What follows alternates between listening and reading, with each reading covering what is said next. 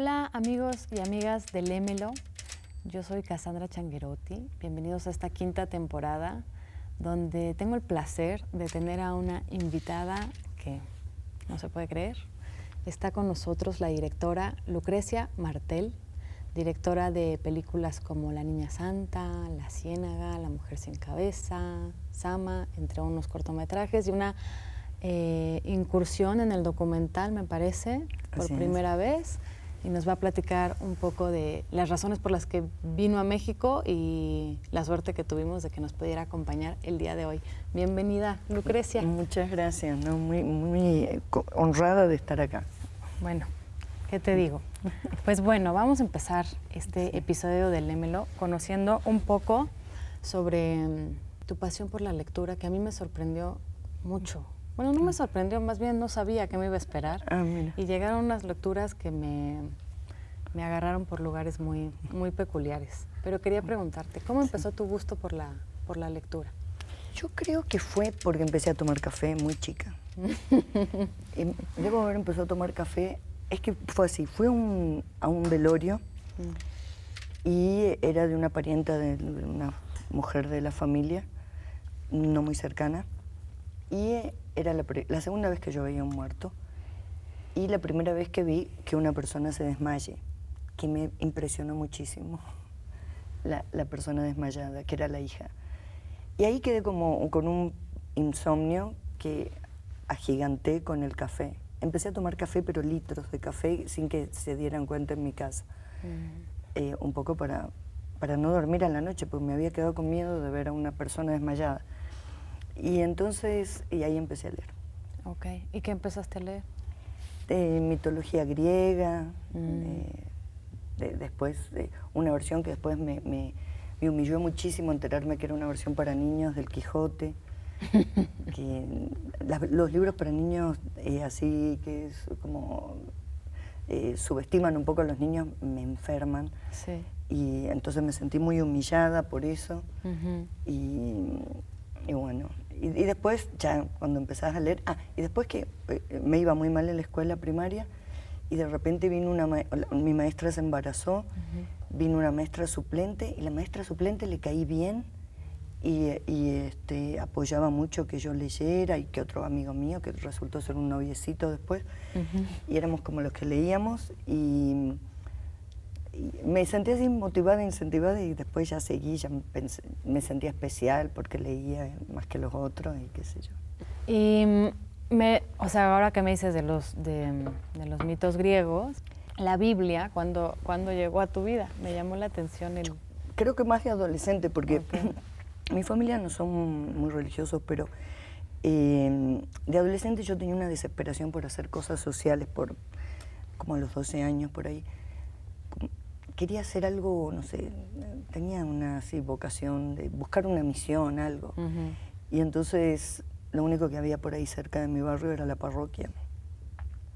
Y bueno, y ahí entré en un grupo de acción católica y creo que ahí empecé. Y muy rápidamente, me duró muy poco el misticismo porque justamente me volví muy mística y hace falta que te intereses mucho por la religión para que empeces a alejarte. La iglesia te aleja. Te acerca al misticismo, la locura, la divinidad y todo eso, y te aleja la iglesia. Así que, bueno, y ahí empecé a leer, y después, habiendo dejado ya la fe, que la perdí, al lado de una estufa de gas, me lo acuerdo perfecto, que estaba viendo una estufa de gas y de repente tuve la certeza de que no había nada. No sé si fue el gas o qué. De que no había nada más allá. No había nada sobrenatural. Y ahí como certeza, además. Y aparte certeza, creo que fue el gas. Y entonces, y ahí empecé a interesarme mucho más por la Biblia. Ya. Y ahí apareció el libro de Job. Ok. Vamos a hablar del libro de Job, ¿te parece? Dale. Lo leo, el fragmento. Aquí está. ¿Cuál elegiste? Bueno, mira, somos un equipo muy grande. Mira, es esta parte de acá que es como la introducción. Dale. Para mí, por lo que yo leí, me parece que es un buen Es un buen cacho de texto, Bueno. si te parece.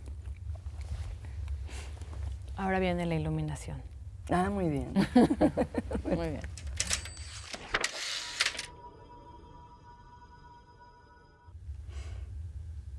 Había en el país de Uz un hombre llamado Job. Era un varón perfecto que temía a Dios y se alejaba del mal. Tuvo 7 hijos y 3 hijas. Tenía muchos servidores y poseía 7,000 ovejas, 3,000 camellos, 500 yuntas de bueyes y 500 burras. Este hombre era el más famoso entre todos los hijos de Oriente. Sus hijos acostumbraban a celebrar banquetes por turno en casa de uno de ellos e invitaban también a sus 3 hermanas a comer y beber con ellos.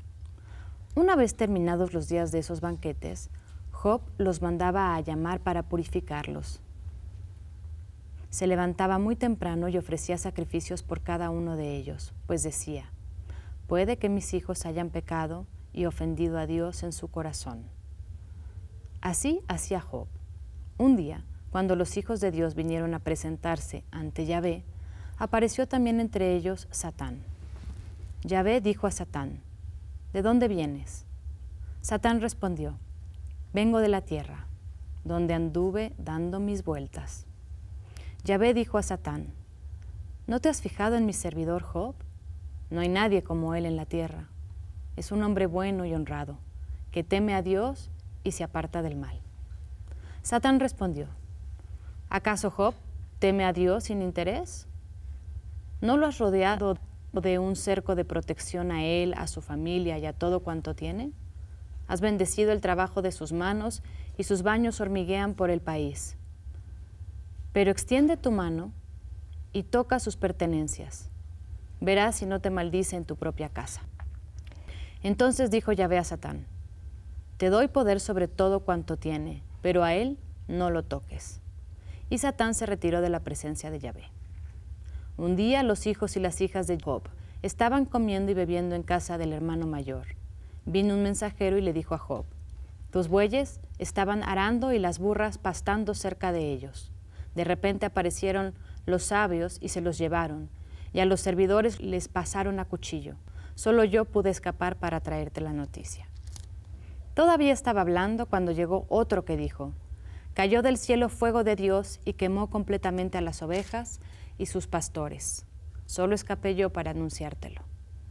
Aún no terminaba de hablar cuando entró un tercero diciendo: los caldeos, divididos en 3 grupos, se lanzaron sobre tus camellos, se los llevaron, dieron muerte a espada a tus mozos, y solo yo he escapado para anunciártelo.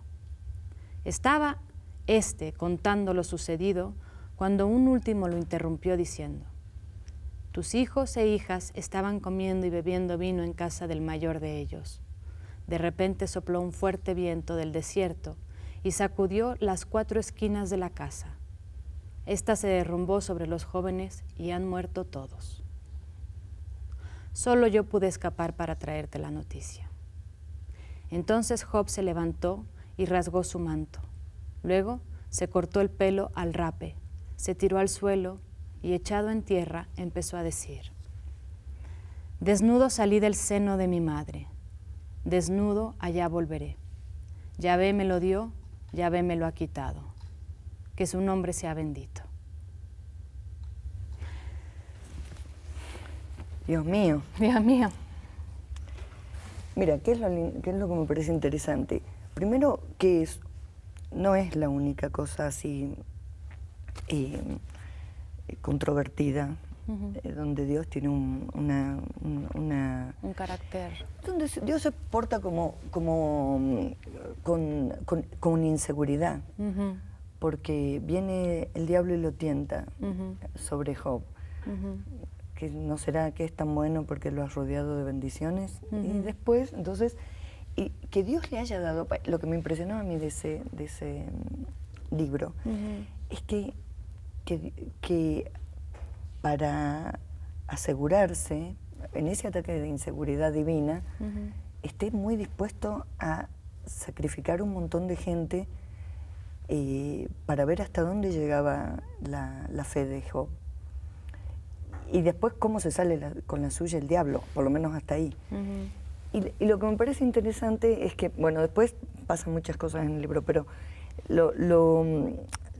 una cosa muy interesante es que una es el Dios tentado por el demonio, que me parece un triunfo, una inversión de las fuerzas tremenda. Y después una cosa que es muy del cine, que es cómo matan extras que no importan. O sea, no importan las 3 hijas, no importan los 7 hijos, no importan los mozos, no importa nada. Son extras y los liquidan porque el protagonista es Job. Sí. Y eso me parece que es una idea narrativa, una cosa muy profunda que tenemos nosotros en la narrativa, que es atroz, que es donde la vida del protagonista vale mucho más que todos los otros, que por ser extras simplemente sirven como aumentar el dramatismo del protagonista. Pero en sí misma la vida de todos esos otros no tenía ninguna importancia. Bueno, y después tiene un final que es muy interesante, que es lo que después que lo destroza de 1000 maneras al pobre Job, para ver, porque él sigue y una cosa muy interesante, le manda infinidad de cosas hasta que en un momento también le manda la enfermedad, viste que al principio dice que no lo toquen a Job, sí. Pero al final le manda la enfermedad y la mujer le dice maldice a Dios, sí. Y los amigos dicen algo habrás hecho, Job, para que te castiguen de esta manera. Y eso que es una cosa muy de nuestros tiempos, que no ser incapaces de ver en la desgracia de los otros algo sobre lo que uno tiene que sobreponer, digamos, no ver en la desgracia del otro una cosa, una responsabilidad que le trajo como consecuencia eso, ¿entendés? Que uno siempre llega al lugar donde caminó. Claro, y no pensar que existe la posibilidad de que sea una terrible injusticia. Sí, sí. Y eso políticamente pasa tantas veces, que alguien, que el que entra en la zona mala, o simplemente la gente que está padeciendo la pobreza, padeciendo, no sé, las humillaciones de las que sean, para no involucrarnos, el pensamiento de pensar que quizás algo habrán hecho y se lo merecen, es muy aliviador, te quita responsabilidad. Bueno, ese libro está lleno de cosas para pensar así, y el final es genial, cuando Dios, Job le dice, pero ¿por qué me estás haciendo todo esto? Y ahí se indigna Dios, y parece como una drag queen, indignado, que cómo se atreve a preguntarle eso si él creó el universo, hizo esto, hizo lo otro. Nada, me encanta eso. Primero me encanta ver la debilidad de Dios, sí. Después la astucia horrorosa del diablo, y después todas las miserias humanas que suceden en torno a eso. Sí.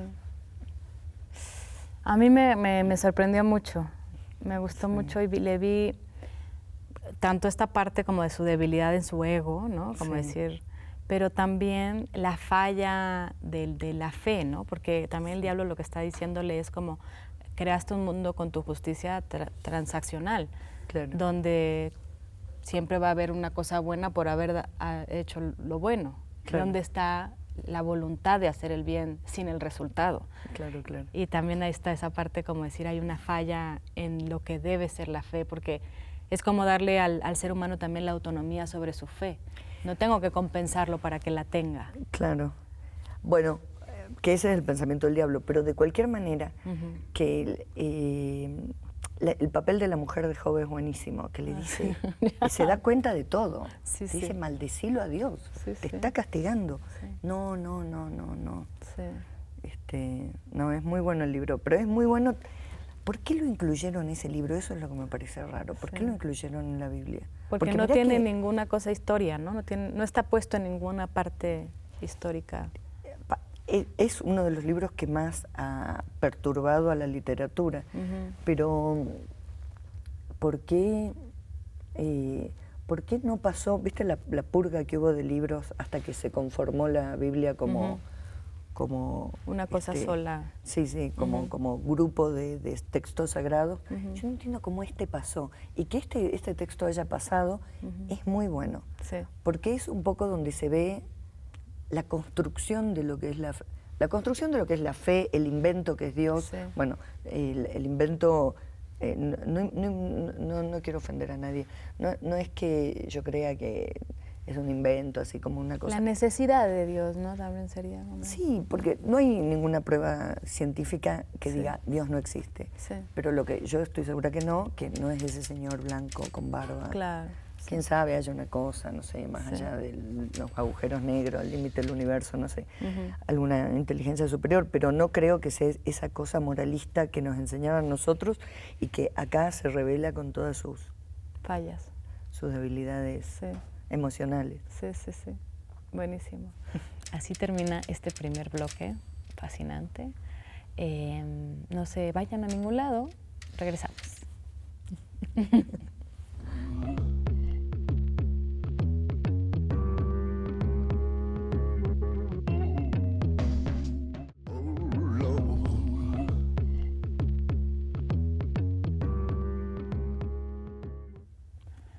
Bueno, estamos de regreso en Lémelo con Lucrecia Martel y vamos a hablar de su siguiente libro que nos trajo, que es el libro de La naturaleza del espacio, de Milton Santos. Este hombre es brasilero, bueno, ya falleció, pero es un geógrafo, y este libro siempre yo se lo recomiendo a la gente del cine.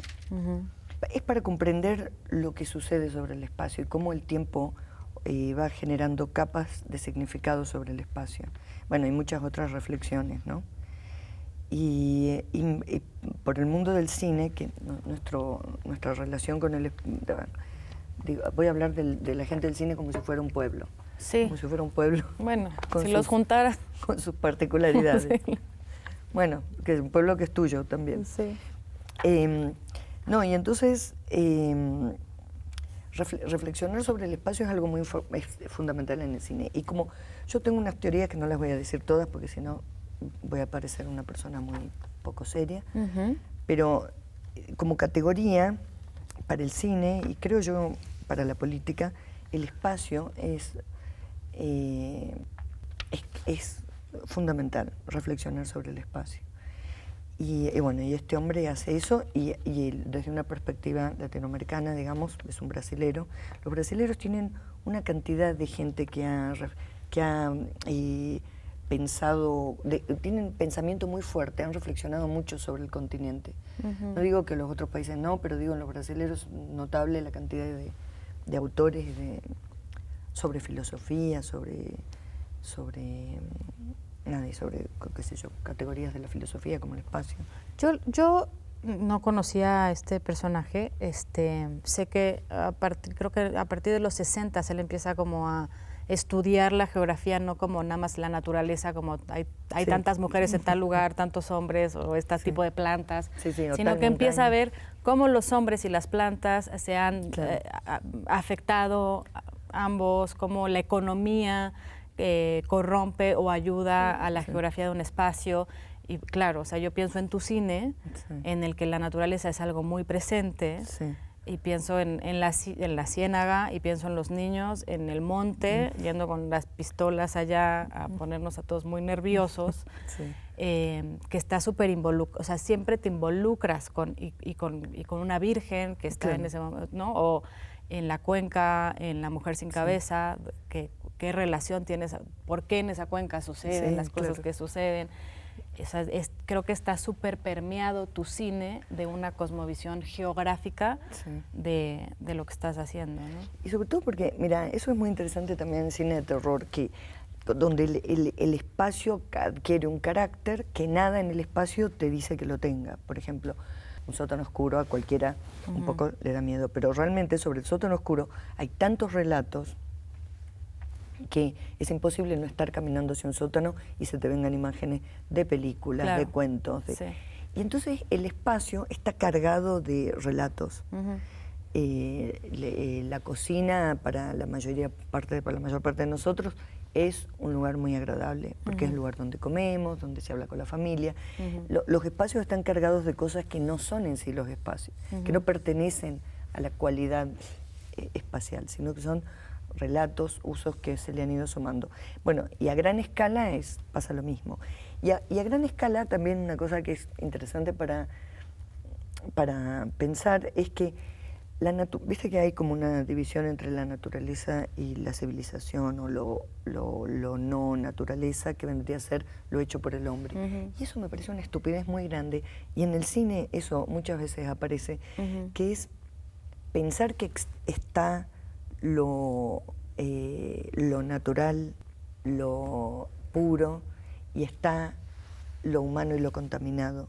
Si uno fuera un extraterrestre suficientemente distinto de nosotros, que suponete que tenga un aspecto de líquen, y observara la Tierra desde la distancia de su planeta, vería los humanos con sus ciudades. Claro, no habría ninguna diferencia entre naturaleza y... Es como decir, las hormigas son naturaleza, el hormiguero es civilización. Y como hay una decisión que hemos hecho que nos impide resolver un montón de problemas, incluso ambientales, de poner esas cosas enfrentadas, ¿no? Justo también en una charla surgió esta como una conversación parecida y hablábamos de que esta noción de que venimos de la naturaleza, olvidamos que la naturaleza también es una expresión de nosotros. Por supuesto. Y entonces solamente te quedas como en esta cosa inhóspita de la madre naturaleza, pero no en la responsabilidad sobre el hijo naturaleza, ¿no? La hija naturaleza. Y también un mal juicio sobre lo humano y todas sus invenciones. Cuando vos te vas en un avión y ves de noche y ves todo el planeta con esa profusión de luces que le hemos agregado, que es un calvario para los animales. Y vos decís, ¿no será que el destino de nuestra especie es tratar de que este planeta brille? Y bueno, por ahora vamos inventando esta forma pobre, contaminante de hacerlo, pero el destino de la especie era que el planeta brille. Bueno, yo creo que las invenciones humanas a veces no las juzgamos como naturaleza, y eso nos genera muchas fantasías absurdas. De grandeza, de dominio, de... Sí, o también de no sentirnos parte del otro. Sí, ese es el problema mayor. Claro. Voy a leer un pequeño fragmento de tu libro.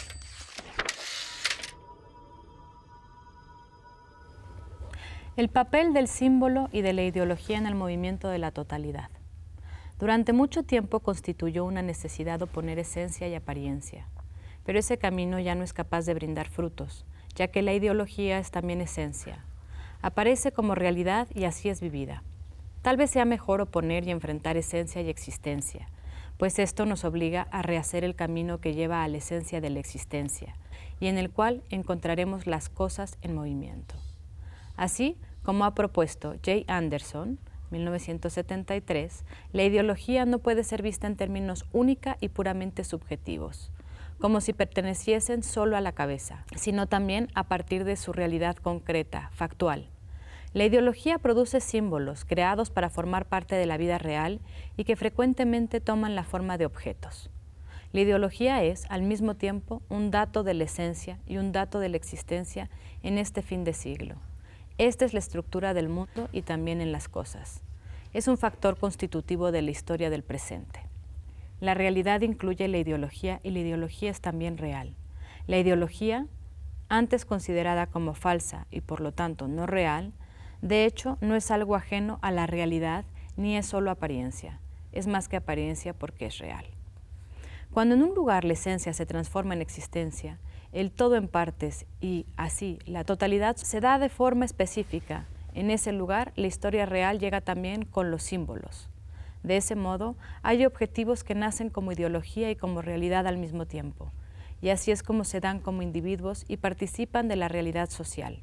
En esas condiciones, la totalidad social está formada por combinaciones de realidad e ideología.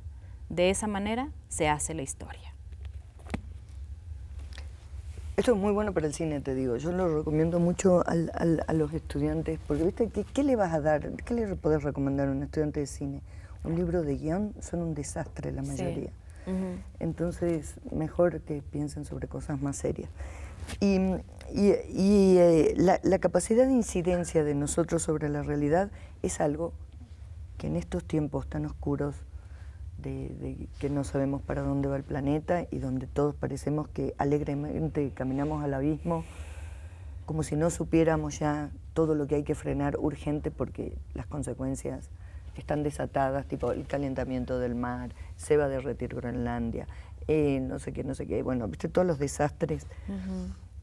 Y saber que las creaciones, el mundo de lo simbólico altera la realidad y, por supuesto, la historia.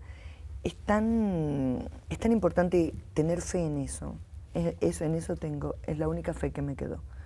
La fe en la capacidad humana de transformar el mundo. Y no sentir que la realidad es algo que lo que te tenés que someter, como, viste, cuando dicen, bueno, y la pobreza estructural. La pobreza estructural, hermano, hay que deshacerla.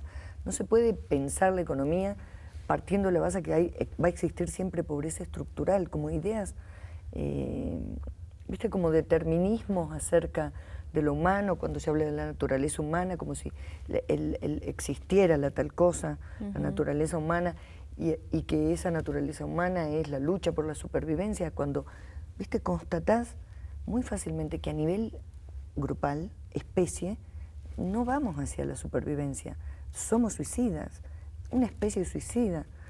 Sería mucho mejor asumir que somos una especie suicida y tratar de hacer algo. Y no esas mentiras, la naturaleza humana, bueno, que para la lucha por la idea de que está en nuestra naturaleza la pelea, el enfrentamiento, el luchar por los recursos y no la solidaridad, la complementariedad, sí. Claro, la colaboración, como en ese mundo que inventamos, que es el ocaso al que asistimos, es un occidente que está convencido, bueno, en el libro de Job, no importan los extras, importa el protagonista, y el extra es simplemente lo que va a generar emociones en el protagonista, su vida no importa, que es todo el pensamiento monárquico, todo el pensamiento uno se salva y los demás son extras, y la idea de que eso, de no confiar en que depende de nosotros. Como en algún momento de la historia, Occidente dejó de creer que el futuro depende de la acción humana, de la voluntad, y que estaban las fuerzas liberadas por la economía, el mercado, no sé qué, y que eso es inmanejable, es una demencia. Y estamos así, con esa sensación de impotencia que viene de esa tradición, de creer que hay unas fuerzas liberadas de las que nosotros somos títeres, ¿no? Al revés. Y eso, bueno, pero igual te digo, hay cosas que dice Milton Santos que a mí siempre me han resultado difíciles, que es la parte de la esencia y los accidentes y eso, que como yo no soy muy de la creencia en nada esencial, esa parte me cuesta, pero todo el pensamiento de él sobre el valor de la geografía en tanto construcción humana y cómo de la transformación digamos, de la capacidad que tiene el pensamiento y la acción humana de transformar eso, la realidad, eso me encanta. Y me parece útil que la gente del cine se lo acuerde. ¿Qué opinión diferente puede tener una creativa de tu magnitud que no sea que el mundo se puede cambiar? Y sí. Bueno, voy a terminar este bloque, desgraciadamente. No se vayan porque tenemos todavía un tercer bloque con Lucrecia Martel.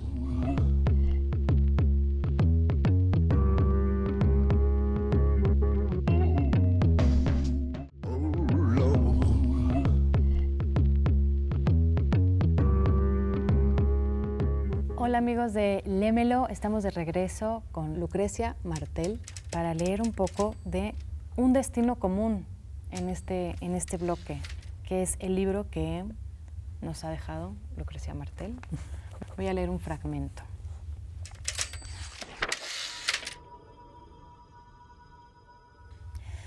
Todo ser humano, tarde o temprano, se pregunta para qué hace las cosas que hace. Esa pregunta me la tuve que hacer en relación con el cine, que con los años se fue transformando en lo que supuestamente hago. Si a alguien de mi familia le preguntan qué hago yo, dice películas. Cuando un chico de entre 4 y 7 años me pregunta qué hago, digo películas. Y si me preguntan qué película hice, Digo que la de un muchacho que es picado por una araña y comienza a experimentar cambios en su cuerpo hasta que le salen telarañas de sus muñecas. Todos conocen el título de esa película y se ponen felices. Si conozco a la familia de esos niños, no les digo la verdad, que de las cosas tristes se ocupen sus padres. Cuando terminé mi primera película larga, me pregunté, ¿para qué hacer cine? Supe con total claridad que yo hacía cine porque alguna persona me había visto condiciones para el cine. A mí misma me veía condiciones para casi todo, incluso para cosas que no puedo hacer. No sentía ningún interés en ser nada en especial, igual que mi mamá. Un día le pregunté qué le hubiera gustado ser y me dijo, conferencista. ¿Pero de qué tema? De cualquier tema. Viajar por el mundo y dar conferencias. Me gusta conversar con la gente. Las películas no son nada si no hay una conversación después. A veces no dejo hablar y ahí cumplo el sueño de mi mamá y soy conferencista, como se verá más adelante. Hacer películas permite hablar con gente que jamás hubiéramos podido conocer. Se parece a lo que pasa con los libros. En tercer grado fui a un velorio. La hija de la señora muerta se desmayó. Era la primera vez que veía a una persona desmayada. Tuve insomnio, empecé a leer libros. Son gente con la que te ves en secreto. Los libros, con tapas para niños, desde el perrito tenía un pompón de pelos o un cascabel escondido en alguna parte, me daban vergüenza. Un poco ya lo dije. Me estoy repitiendo a mí misma. No, pero uno tiene un carrusel de repeticiones que son interesantísimas en la vida, ¿no? No, pero te digo que lo tengo muy unido a todos esos eventos. Fue una época para mí muy buena, sí. Entre los 8, los 9, los 10 años, creo que fue donde con más claridad vi mi vida, me imaginé mi vida. Después medio me perdí, pero después recuperé. A mí me gusta mucho lo de la parte que hablas de la parte de conferencista, de que tu mamá le hubiera gustado, porque pues hay una vocación también quizá no en hablar de un tema, sí, pero sí en la noción de la energía que uno trae y que puede hablarle a los demás. Sí. ¿No? Porque eso es motivar a los demás también, dar una conferencia. Había una cosa de motivar a la gente. Mi mamá fue muy clave, muy motivadora, pero de esas maneras mágicas como hacen las madres. Que, bueno, creo que también está en el libro, porque de hacerte sentir capaz, incluso cuando quizás te debería haber hecho sentir que quizás tenías que cambiar alguna cosa. Ponele, yo no me peinaba para ir a la escuela y mi mamá consideraba que eso era un rasgo de autenticidad. Y un poco quizás me debería haber peinado. Tampoco algunas normas no está mal. Pero tenía razón, ¿no? Sí, bueno, finalmente se ha convertido en una cosa yo siento que me fortaleció, sí. Sí. Y también la importancia de un maestro que te diga, veo que tienes aptitudes para esto. Eso me parece que es, bueno, ahora vos que tenés ahí a tu pequeño. Sí, son 2 pequeñas. ¿Como mellizas? No, una tiene 4 años y la otra tiene 9 meses. Ah, menos mal. No, ¿cómo hacer fuerte a alguien? ¿Cómo darle fuerza a un humano que está ahí convirtiéndose en humano? Una herencia que te salva es que la madre, los padres se preocupen por ser ellos felices, hace que los hijos comprendan que la felicidad es algo para perseguir. Claro. Y que hay que ir por eso. Sí. Y entonces, y eso fortalece mucho. Viste que a veces los padres piensan que sacrificarse y están tristes y no sé qué. No, los padres felices hacen que uno entienda que la felicidad es una cosa que hay que perseguir. Es el indicador número 1, ¿sabías? Como de la estabilidad en un ser humano. No es los 2 padres juntos, que mucho pensaría. Es de acuerdo. La calidad de la felicidad de la mamá. Mirá. Bueno, te digo, se nota mucho eso, porque no importa, ¿viste los padres que muestran la preocupación a los hijos, que siempre están preocupados, pero que no sé qué? Eso no sirve para nada, porque de preocuparse no vas a... No, en un cataclismo, no te vas a salvar preocupado, con la preocupación. Es agobiante preocuparse. Sí. Sino con lo fantástico de la búsqueda de la felicidad. Sí. Y eso para mí fue una buena herencia. Hay no sé si tú alguna vez has leído algo sobre Rudolf Steiner. No. Es un ser humano, bueno, a mí me gusta mucho, y desarrolla una cosa que se llama la antroposofía, que es el estudio del ser humano a nivel anímico, físico. Bueno, es un tipo que a mí me parece muy interesante, pero él tiene una frase que a mí me gusta mucho respecto a lo de tu cabello y tu madre incitándote a ser el único ser que tú eres. Por eso me toca tanto el pelo, porque me doy cuenta que cada tanto tengo que volver a la civilización. A acomodarlo un poquito. Dice que no somos jarros que hay que llenar, somos fuegos que hay que encender. Mira. Y es lindo eso, ¿no? O sea, poder decir, no voy a decirle a mi hija que se peine porque ya tiene esa cosa. No, y que viste ahí. Esa cosa de dar muchas reglas. No, pará, ojo, que dar reglas y no demostrar que vos sos feliz con esas reglas, no se aprende, es una contradicción, una paradoja que enloquece a una criatura. Sí. Voy a regresar a este libro. Dale. Amén de hacer películas, ¿qué te motivó a escribir un libro? O sea, ¿por qué dijiste? Jamás se me hubiera ocurrido, ni hubiera hecho eso por lo vanidosa que soy, no hubiera jamás, no se me hubiese ocurrido a mí, de las talleres, conferencias, clases que he dado, hacer un libro, porque en todas esas cosas que yo hago, digo tantas pavadas, tantos chistes estúpidos, tantas cosas, que lo que menos se me hubiera ocurrido es que eso permanezca. ¿Viste? Decirlo, vos lo decís y pasa, se olvida. Desgraciadamente ahora la gente graba y sube a las cosas. Yo trato que no pase, pero tampoco puedo andar diciendo apaga el teléfono. Claro. Pero bueno, porque para mí el hecho del momento de la conversación, que es lo que más deseo que suceda cuando hago esas charlas, que la gente sienta que lo que ahí está sucediendo se va a perder para siempre, solamente va a quedar en la memoria. Y ya es muy difícil de sostener esa mística, porque la gente o se distrae y prefiere y confía, mejor me pongo así con el teléfono y después lo veo. Es increíble cómo delegan en el teléfono la memoria, ¿no? Sí. Y lo frágil que es la memoria del teléfono.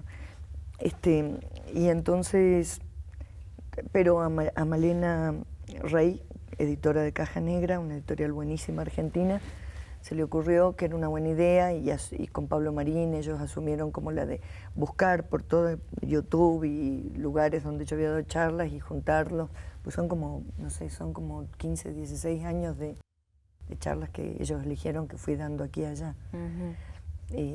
Para mí era aterrador que exista eso, pero después como son editores, son tan buenos editando, incluso lo leía y pensaba, qué bien que hablo. Así que acepté, pero por vanidad no lo hubiera hecho. Esta foto es una foto muy icónica tuya, sí, ¿sabes? Me encantan los puros. Son carísimos, te digo. Ahora tengo porque me compré en el free shop de Francia y encontré unos baratos, pero si no, no me gusta fumar cosas caras. Pero me gustan los puros. ¿Quién te tomó esta foto? Sé que no me acuerdo. Un periodista de Página 12, creo. Es muy linda. Bueno, ¿tú tienes rituales de lectura, Lucrecia? Así como una cosa que digas, no. Un espacio, No. Lo único que sí me gusta mucho grabatear con mi lapicera, y escribir ideas y en las páginas del fondo. O sea, los libros míos están todos maltrechos. ¿Al lado de tu cama tienes 4 libros o un libro? ¿Eres concreta con lo que estás leyendo o te gusta así como, no, hoy necesito leer con esta textura o hoy con esta otra textura? Sí, a veces me pongo, por ejemplo, a mí me gusta mucho la matemática y entonces, y no tengo formación, pero me encanta, me tranquiliza. Y entonces, eso sí, trato de ponerle un horario, me suena la alarma cuando estoy de viaje, me suena la alarma de que es la hora de la matemática, pero en la mesa de luz tengo una gran variedad de... Y muchas veces que desarmás la valija, te regalaron un montón de libros y querés como ojearlos, eso me pasa muchísimo. Entonces tengo toda una cantidad de libros para ver con cuál te vas a enganchar.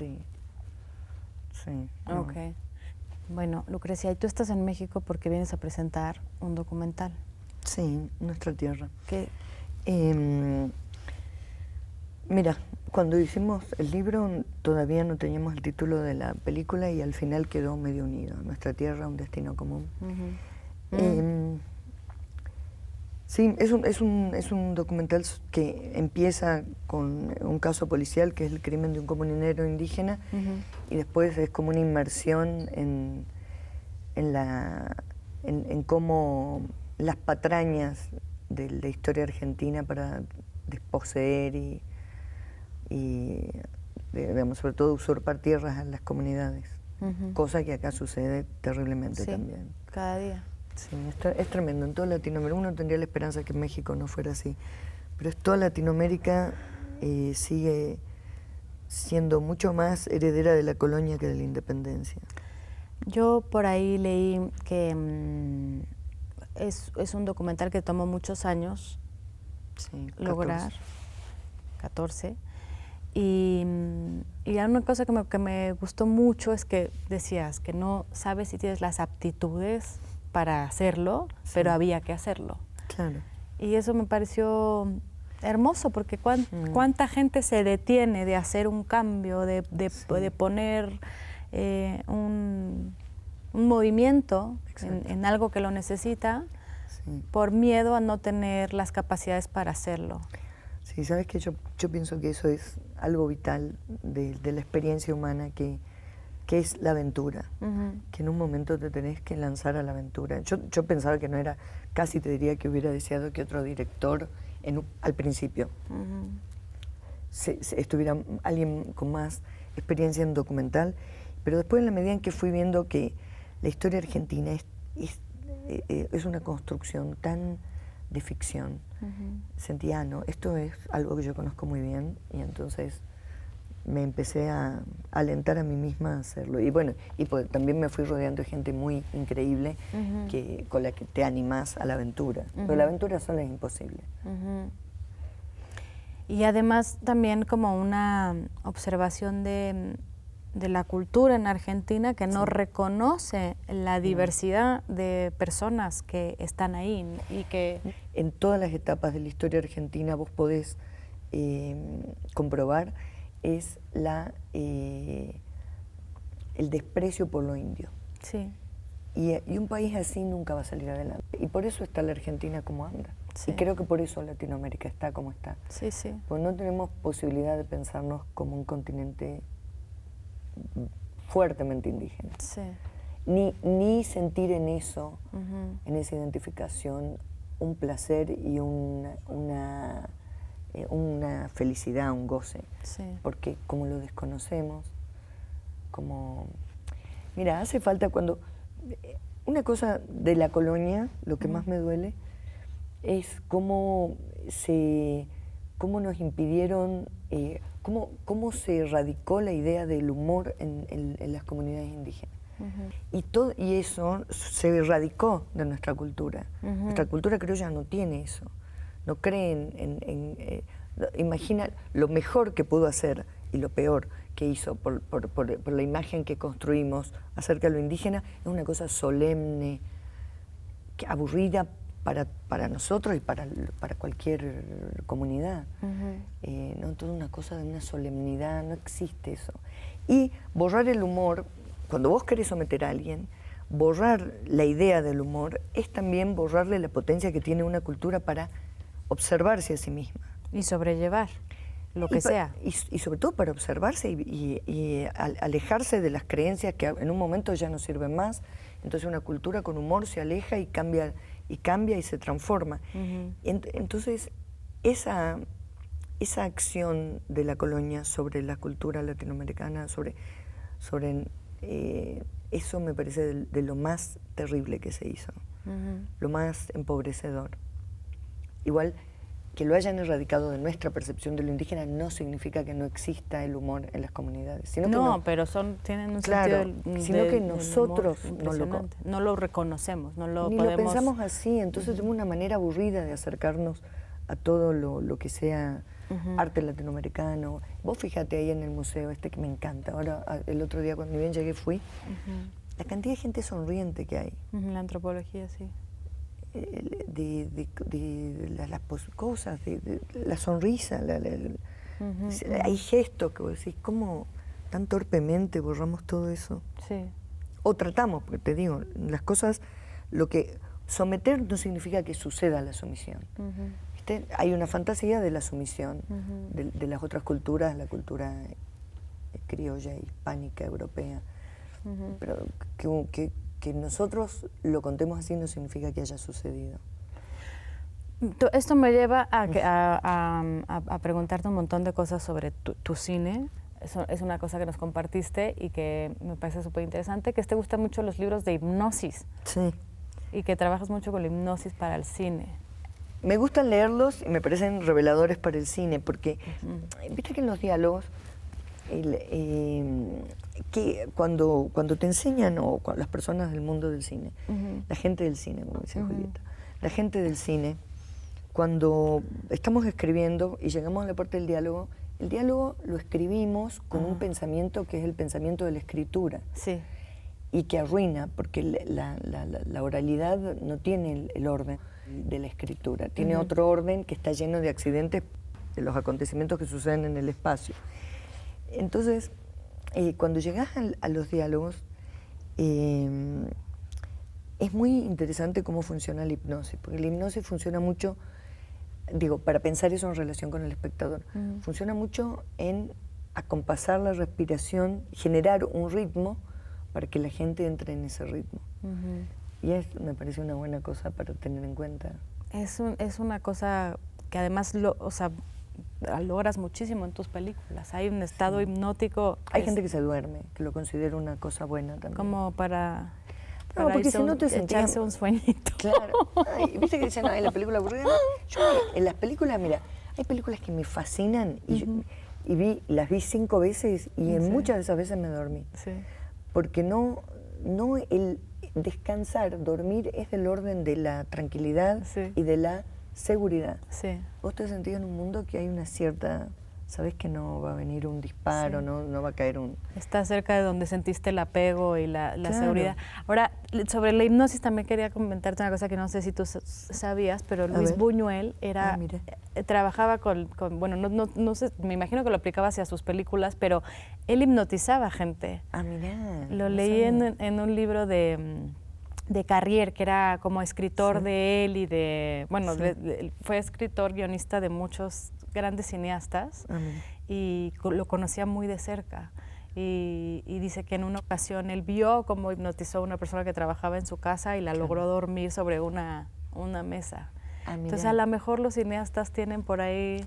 Por lo menos deberíamos conocer, porque viste que sobre el hipnotismo podés tener muchos prejuicios y que yo también los tengo, pero la forma en que en la hipnosis se habla de la palabra y del diálogo, lo que se va hablando con el que va a ser hipnotizado, es súper interesante. Sí, la verdad es que sí. Me pareció muy especial. Entonces quería saber qué libros nos puedes recomendar para cerrar este bloque, así como recomendaciones que tengas. Yo tengo un libro, pero pasa que no es un manual de tintorería. ¿El manual de tintorería? Sí, del siglo XVIII. Sí. Claro, que pues entonces, ¿cómo voy a recomendar un libro que debe estar agotado? Bueno. Y lo que tiene ese manual, que es genial, es que... Lo conozco, qué chistoso, sí. Pero lo cuento porque no importa, el libro que voy a recomendar es un libro que pueden buscar una alternativa que se parezca a este libro. Pero sí lo encuentran en esas librerías como de libros antiguos, que hay muchas en el centro aquí en México. Seguro que está. No sé si estará, pero de cualquier manera no es cualquier libro, porque el que lo escribió era alguien que amaba su trabajo. Vos sabías que para lavar la ropa antes en las tintorerías se desarmaba la ropa, la descosían, se lavaban los lienzos, los pliegos de tela y después se volvía a coser. No todo, pero sí muchas partes. Los detalles, se sacaban los adornos. Wow. O sea que lavar una prenda, por eso también se demoraba mucho en lavar. Podían pasar años hasta que alguien lave una chaqueta. Y lo que me conmueve de ese libro, pero me conmueve realmente, es que en ese libro el hombre ama el tintorero que lo escribe, que es un francés, ama tanto su trabajo y cuenta con muchísima dignidad cosa por cosa de un trabajo que uno consideraría menor. Y cómo va desarmando esto, y va recomendando para las manchas de sangre esto, para las manchas de semen esto, para las manchas de todas, lo que podías encontrar en la ropa, cómo irlo limpiando. Wow. Y ese amor por el trabajo de uno, que se vuelve, que está por encima de cualquier jerarquía acerca de lo que se juzgue como un trabajo bueno, un trabajo malo, Sí. me parece tan hermoso, tan útil para todos nosotros. Qué belleza. Sí. Pero hay que buscar el manual, un manual donde el que escriba sea también alguien que realmente ame su trabajo. Sí. Puede ser cualquier trabajo, puede ser mecánico, puede ser. El que sea. Sí. Cualquier trabajo es digno.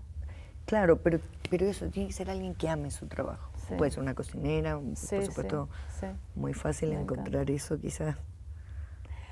Yo tengo que terminar este programa, yo no sé por qué.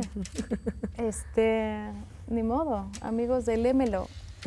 Este es el tercer bloque que tenemos con Lucrecia. Fue un gusto tenerla con nosotros. Gracias, Es un placer para mí también. haber platicado contigo y conocerte un poquito más. Gracias. Y pues bueno, nos veremos con otro invitado próximamente por TV UNAM y Canal 22. Hasta pronto.